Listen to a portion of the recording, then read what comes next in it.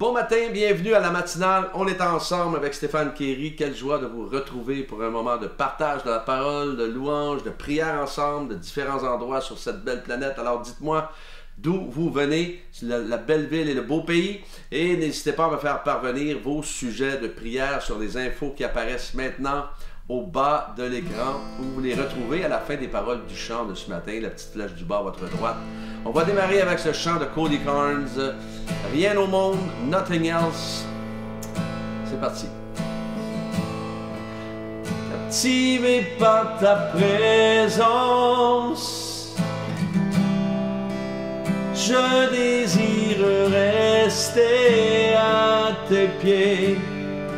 Captivé par ta sainte présence, je veux m'abandonner. Je ne cherche pas ta main, tu ne me dois rien, tu m'as comblé. Au-delà de tout ce que tu peux faire, je veux ton cœur. Pardonne-moi quand tout n'est qu'une habitude. Pardonne-moi quand j'oublie pour qui je chante. Je veux tout recommencer. J'ouvre à nouveau mon cœur à toi.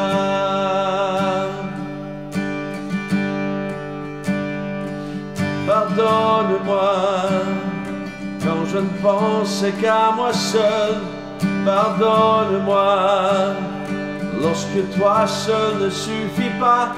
Je veux tout recommencer. J'ouvre à nouveau mon cœur à toi. Ensemble. Captivé par ta présence, je désire rester à tes pieds. Captivé par ta sainte présence, je veux m'abandonner. Je ne cherche pas ta main, tu ne me dois rien, tu m'as comblé. Au-delà de tout ce que tu peux faire, je veux ton cœur. Je veux ton cœur. Rien au monde, rien au monde ne peut me combler. Je veux ton cœur. Rien au monde, rien au monde ne peut me combler. Je veux ton cœur. Rien au monde, rien au monde ne peut me combler. Captivé par ta présence,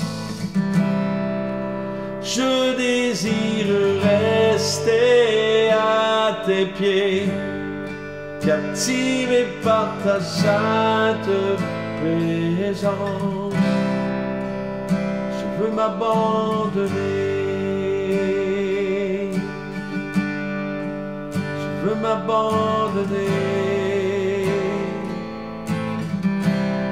dans tes bras d'amour, Seigneur. Oh oui, rien au monde, rien au monde n'est comme toi, Seigneur.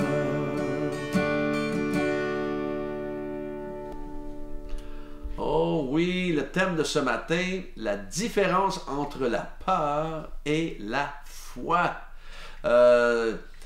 Justement, dans 1 Samuel 14, 6 à 10, Jonathan dit au jeune homme qui portait ses armes, « Viens et poussons jusqu'au poste de ces incirconcis. » Peut-être l'Éternel agira-t-il pour nous, car rien n'empêche l'Éternel de sauver au moyen d'un petit nombre comme d'un grand nombre. Celui qui portait ses armes lui répondit: fais tout ce que tu as dans le cœur, n'écoute que ton sentiment, me voici avec toi, prêt à te suivre.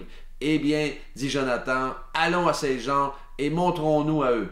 S'ils nous disent arrêtez jusqu'à ce que nous venions à vous, nous resterons en place et nous ne monterons point vers eux. Mais s'ils disent montez vers nous, nous monterons, car l'Éternel les livre entre nos mains. C'est là ce qui nous servira de signe.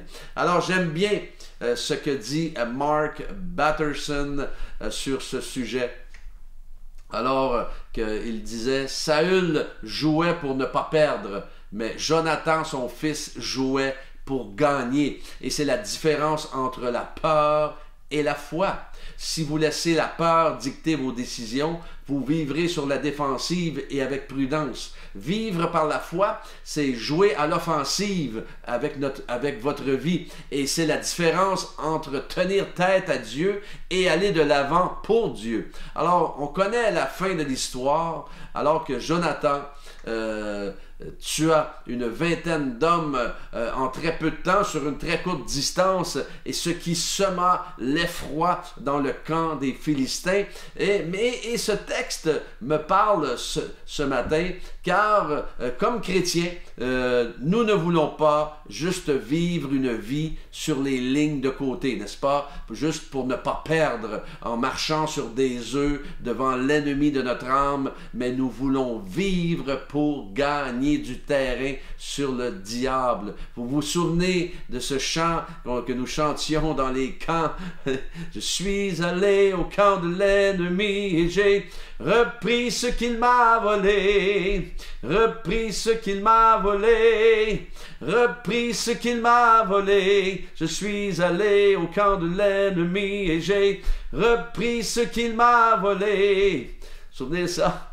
Alors, souvenez-vous de David et Goliath, alors que l'armée entière est restée sur les lignes de côté. Mais David a vaincu Goliath parce que lui aussi jouait pour gagner. Il n'était pas question de perdre, il n'était pas question de dire « Ah, l'important, c'est de participer et de donner mon meilleur. » Oui, vous pouvez dire ça à votre gamin après sa joute de foot, mais lorsque nous parlons de guerre spirituelle en ce qui nous concerne, notre but est de gagner, rien de moins que de gagner. Pourquoi? Parce que Jésus a déjà tout gagné, Jésus a déjà tout accompli. Alors notre appel n'est pas de rester blotti dans les broussailles, notre appel n'est pas de rester sur les lignes de côté, mais de saisir toutes les opportunités de gagner du terrain pour Christ.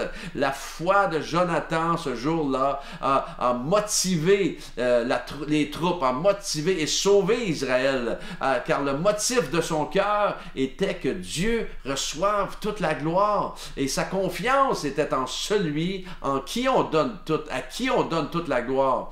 Alors, nous connaissons tous cette phrase: celui qui ne tente jamais rien n'accomplit rien.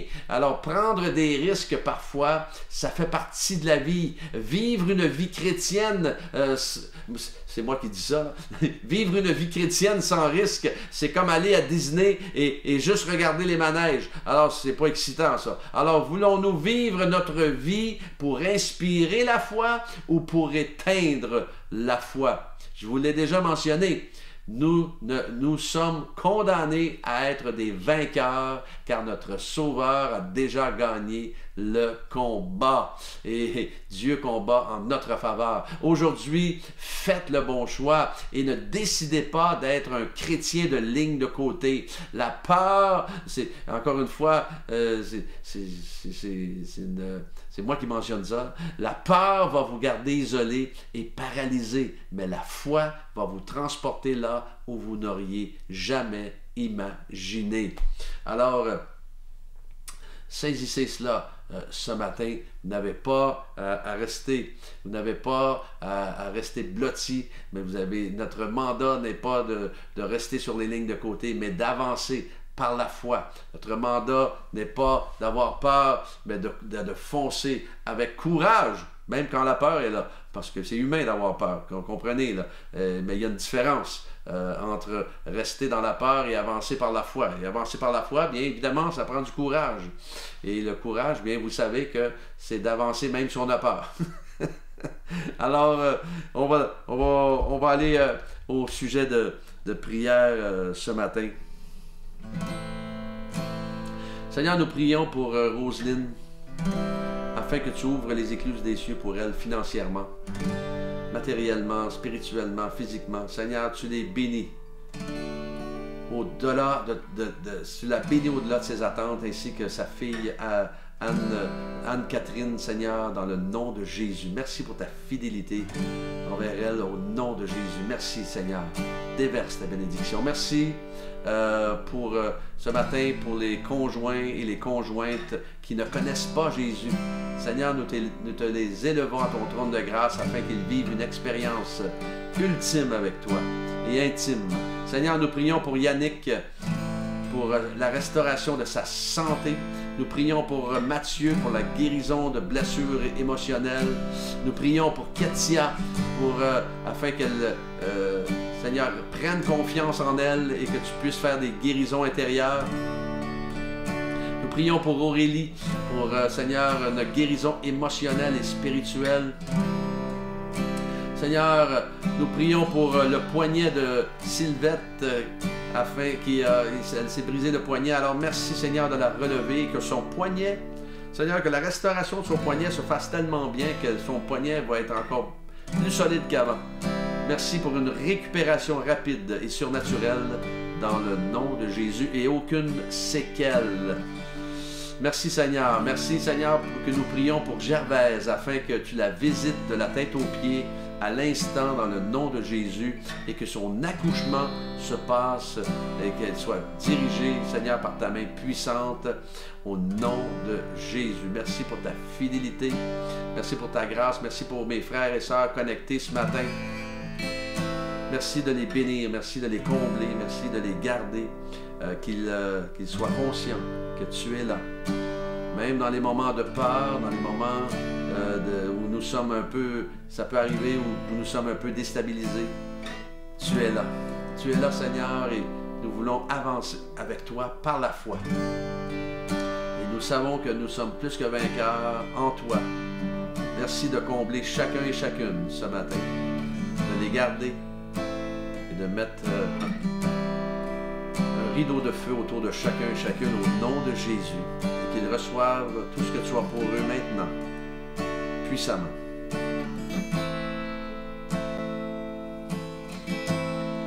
Captivé par ta présence, je désire rester à tes pieds. Captivé par ta sainte présence, je veux m'abandonner.